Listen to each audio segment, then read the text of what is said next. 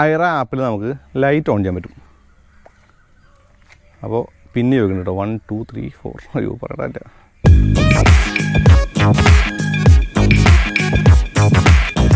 അല്ല, ഒന്ന് പ്രസ് ചെയ്ത് പിടിച്ചപ്പോഴാണ് ഓഫായത്.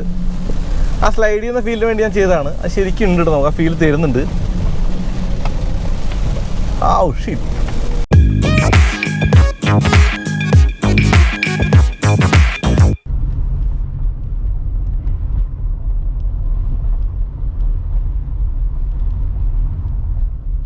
ഇത് ഏസിലെ വ്യത്യാസത്തിൽ 1% കുറഞ്ഞു.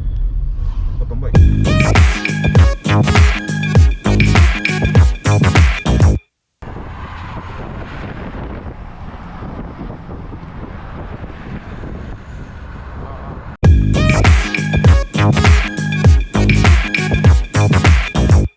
അപ്പോൾ കംഫർട്ട് ക്ലാസ് എന്നുള്ള ആ ഒരു ടാഗ് തികച്ചും ചേരുന്നുണ്ട് ഈ C5 എയർക്രോസിന്.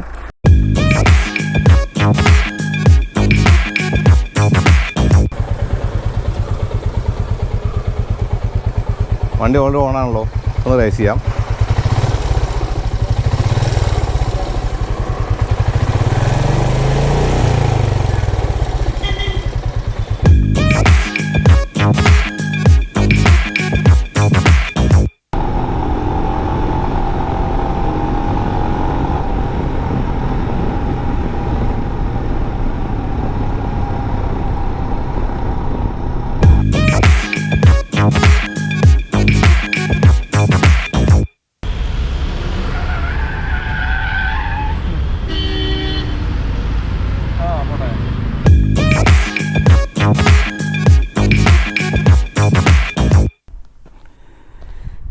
DRL കൂടി ചേർന്നിട്ടുള്ള ഒരു ഹെഡ് ലാമ്പിൻ്റെ ആ ഒരു രൂപഭംഗി എന്ന് പറയുന്നത് മനോഹരമാണെന്ന് കാണാം. അതിനകത്ത് ആ പ്രൊജക്ടറൊക്കെ ശരിക്കും വിസിബിൾ അല്ലേ.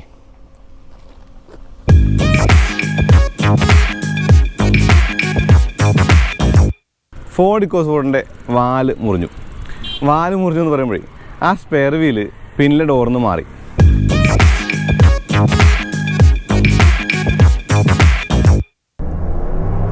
പവർ മോഡാണ്, പക്ഷേ ഡ്രൈവ് തന്നെയാണ്, സ്പോർട്സ് മോഡല്ല.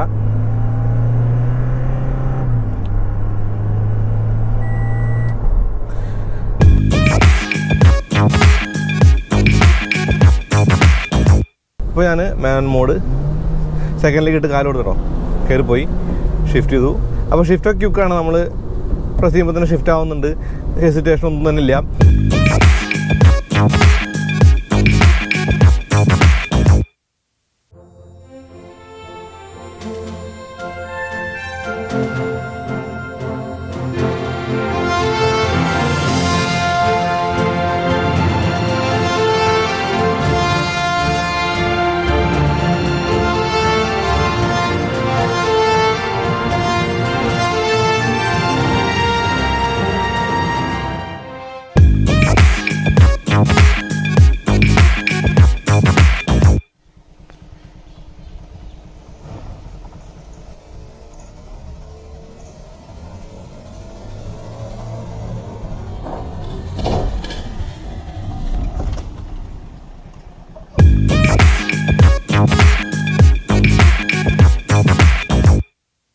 വണ്ടിക്ക് അകത്തേക്ക് കയറുന്നതിന് മുന്നേ ടെയിൽ ഗേറ്റ് തുറക്കുകയാണ്.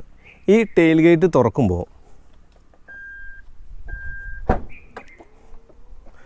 3 സീറ്റുകളും യഥാക്രമം ഉയർത്തി വെച്ചിട്ടുണ്ട്. 2 4 6.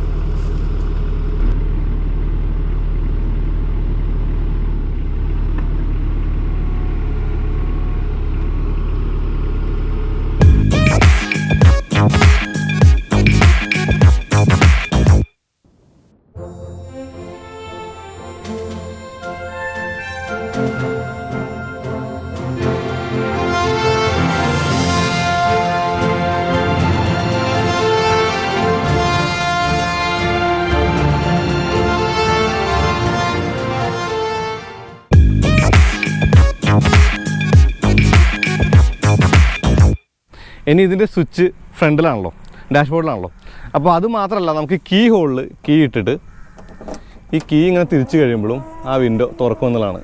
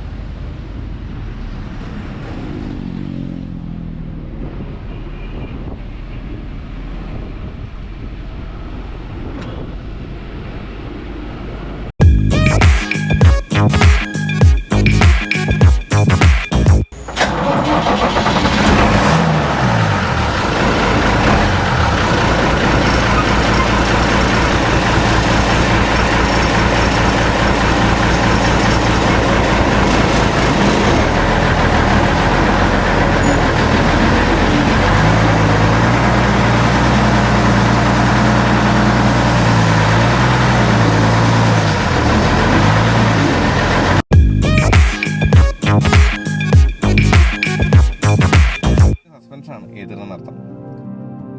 2 മോഡലുകളുണ്ട് ഏതറിന്, 450+, 450X. ഇതിന്റെ കൊച്ചിയിലെ എക്സ് ഷോറൂം വില ഏകദേശം രൂപമാണ്. യഥാക്രമം 1,27,916 രൂപയും 1,46,926 രൂപയുമാണ്. 6 കിലോവാട്ടാണ് ഏതർ 450Xന്റെ പവർ. കൂടാതെ 26 എണ്ണം ടോർക്കുമുണ്ട്.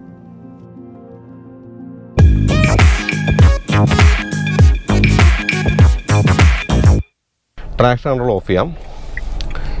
ഫസ്റ്റ് ഇട്ടു.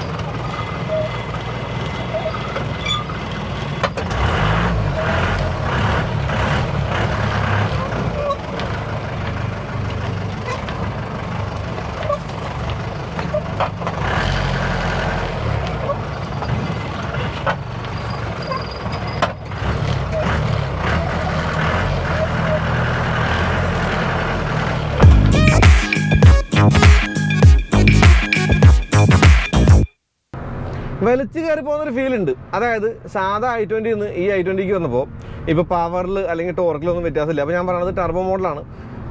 ഇത് DCT ആണ്, DCT വിത്ത് പാഡ് ഷിഫ്റ്റർ ആണ്. അപ്പോൾ നമുക്ക് കുറച്ച് ഫൺ ഫാക്ടർ ഉണ്ട് എന്നുള്ളതാണ്. അപ്പോൾ നമ്മൾ കാല് കൊടുക്കുമ്പോഴേ ആ ഒരു ഫീൽ നമുക്ക് ആ ഒരു ആസ്റ്റ മോഡൽ കിട്ടിയ ഫീൽ തന്നെയാണ് ഈ ഒരു മോഡൽ എന്ന് പറയുന്നത്. പക്ഷേ സ്റ്റിയറിംഗ് കുറച്ചും കൂടി കാലിബ്രേറ്റർ ആണ്, നല്ല സ്റ്റിയറിംഗ് ആണ്, നല്ല സസ്പെൻഷൻ ആണ്. അപ്പോൾ ഹാൻഡ്ലിങ്ങിൻ്റെ കാര്യത്തിൽ മികവുണ്ട്, സ്റ്റിഫർ സസ്പെൻഷൻ ഉണ്ട്. അപ്പോൾ സ്റ്റിഫർ എന്ന് പറയുമ്പോൾ ഒരുപാട് സ്റ്റിഫ് ഉണ്ടെന്നല്ല, എന്നാലും അത്യാവശ്യം നല്ല ഹാൻഡ്ലിംഗ് ഉണ്ട് ഇപ്പോൾ ഈ വണ്ടിക്ക് എന്നുള്ളതാണ്.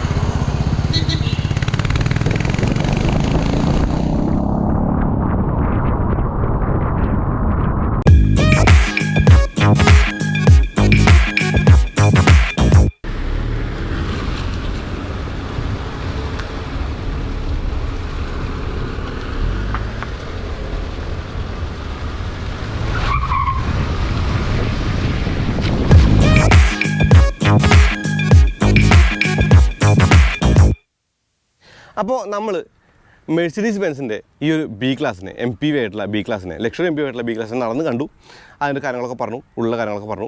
എന്തായാലും റോഡിലേക്ക് എടുത്ത് ഓടിക്കുകയെന്ന് പറയുമ്പോൾ സാധാരണ വണ്ടി ഓടിക്കും പോലെ ഒരു കുന്തളിപ്പ് കാണിച്ച് ഓടിക്കല്ല. ഈ വണ്ടി നമുക്ക് കിട്ടാൻ കാര്യമായൊരു കാരണം, അല്ലെങ്കിൽ എന്താ പറയുക, ഈ വണ്ടി എങ്ങനെയാണ് ആ പുള്ളി മേടിച്ചെന്നുള്ള കാര്യങ്ങളൊക്കെ ചോദിച്ച് അതിൻ്റെ വിശദമായ കാര്യങ്ങളിലേക്ക് കിടന്നിട്ടുള്ള ഡ്രൈവാണ്. എന്നാൽ നമുക്ക് അകത്ത് കയറി വണ്ടി ഓടിച്ചു പോകാം.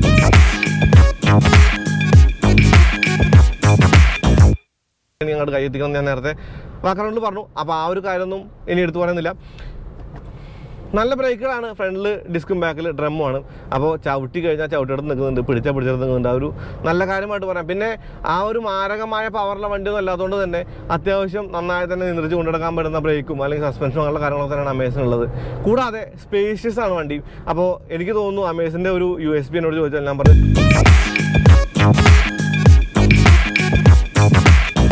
ഇനി SUVകൾക്ക് സമാനമായിട്ടുള്ള ആ ഒരു ഡിപ്പാച്ചർ ആംഗിളും അല്ലെങ്കിൽ എന്താ പറയുക അപ്രോച്ച് ആംഗിളൊക്കെ ഉണ്ടെന്നുള്ളത് ടാറ്റ ഊന്നി പറഞ്ഞൊരു കാര്യമാണ്. അപ്പോൾ ഓഫ് റോഡ് ചെയ്യുക എന്ന് പറഞ്ഞു കഴിഞ്ഞാൽ ചെറിയ വണ്ടികൾ കൊണ്ട് നമ്മൾ ഓഫ് റോഡ് ചെയ്യാറില്ല സ്വാഭാവികമായിട്ടും. അപ്പോൾ ചെറിയൊരു മോശം റോഡുകളോ അങ്ങനെയുള്ള കാര്യങ്ങളൊക്കെ തന്നെ ഈ വണ്ടിക്ക് പുഷ്പം പോലെ കീഴടക്കാൻ പറ്റുമെന്നുള്ളതാണ് ആ ഒരു കാര്യങ്ങൾ കൊണ്ടൊക്കെ വ്യക്തമാക്കുന്നത്. അങ്ങനെയുള്ള അവസരങ്ങൾ കിട്ടുമ്പോൾ നമുക്ക് അത് ചെയ്ത് നോക്കാമെന്നുള്ളതാണ്.